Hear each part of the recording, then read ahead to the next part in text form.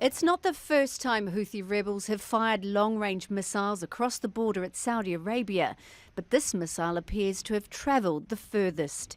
Hundreds of kilometres deep into Saudi heartland and only taken down close to King Khalid International Airport on the outskirts of the capital Riyadh. The official Saudi news agency SPA said Saudi forces fired a surface-to-air Patriot missile to intercept it. Witnesses reported hearing a loud explosion and seeing fragments falling near the airport. Houthi rebels moved quickly to say they were behind the missile attack, telling Al Jazeera they had launched a Burhan 2H missile, a Scud-type missile with a range of more than 800 kilometres.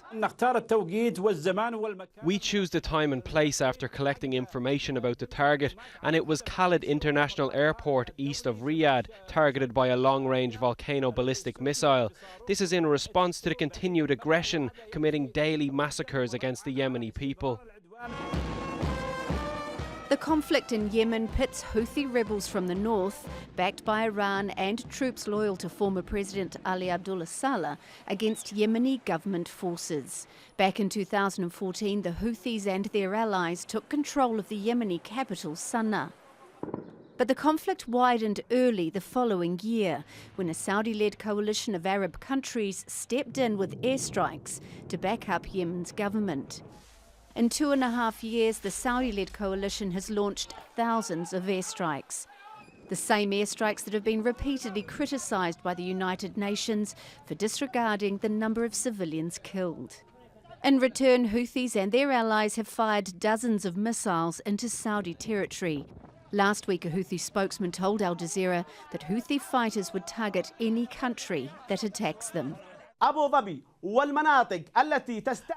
and others that target Yemen, as far as we are concerned, are a fair military target for our ballistic missiles. Any country that hits Yemen militarily will be targeted. Yemen was already the poorest country in the region before the war. Nearly 2.5 years of fighting has left it on the brink of collapse. A crippled infrastructure, abject poverty, 7 million people close to starvation, and since April, the world's worst outbreak of cholera. The UN says around 10,000 people have been killed and at least 40,000 wounded, mostly from Saudi-led airstrikes.